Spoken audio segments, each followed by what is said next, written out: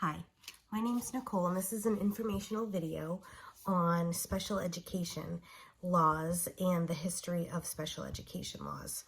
Let me start off by saying, as a parent myself, I am very proud of those parents that took to make a stand for their children with disabilities and advocated for them so that they can have the rights that our students are able to have today in school, as that always wasn't the case. In 1910, what was known as the White House Conference took place, and at this conference they concluded that students should leave institutions and have a public education in public school. That doesn't mean that they weren't segregated, because they were segregated from what we see today as integrated classrooms, but they were able to leave those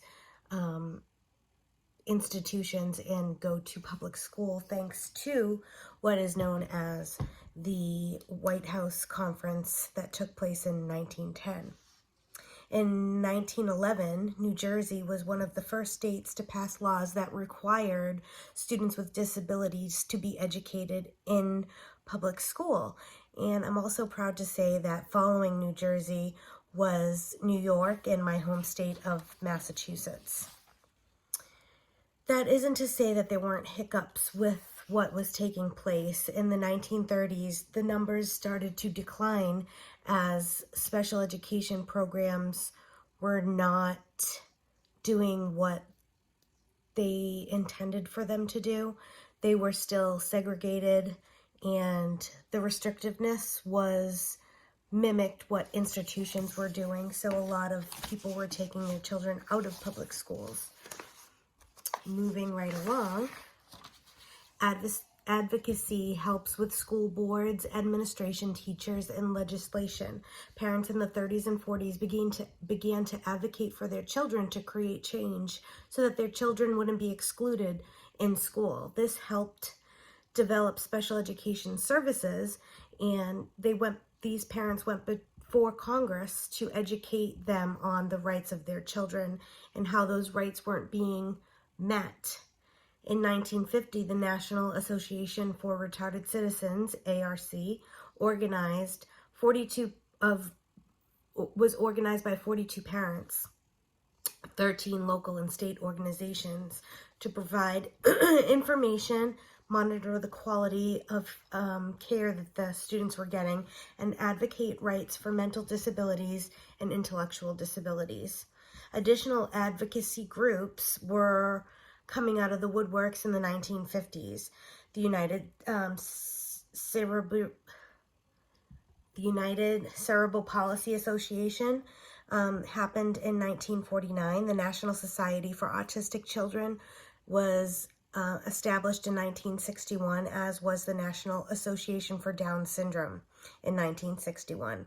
The Association for Children with Learning Disabilities was in 1964, and the Federation of Family Children Mental Health in 1988. These were all made possible because of advocating parents that went to Congress to have these established.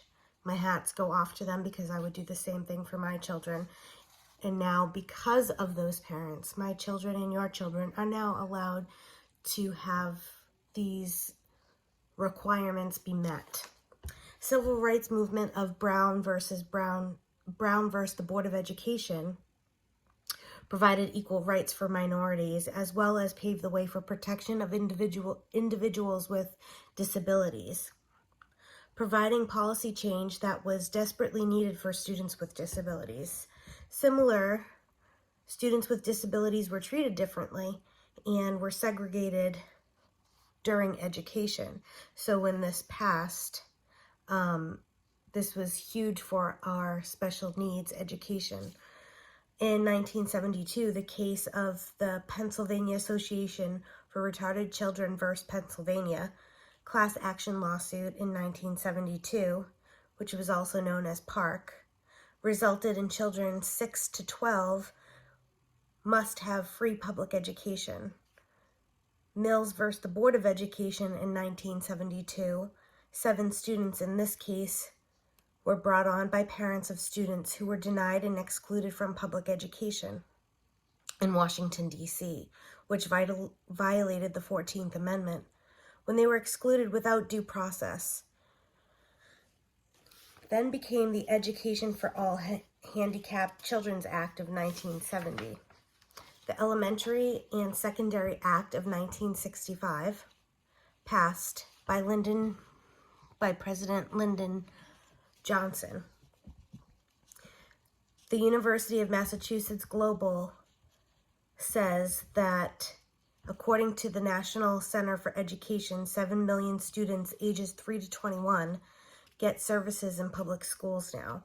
Inclusive classrooms allow students with disabilities to learn in general education classrooms with peers.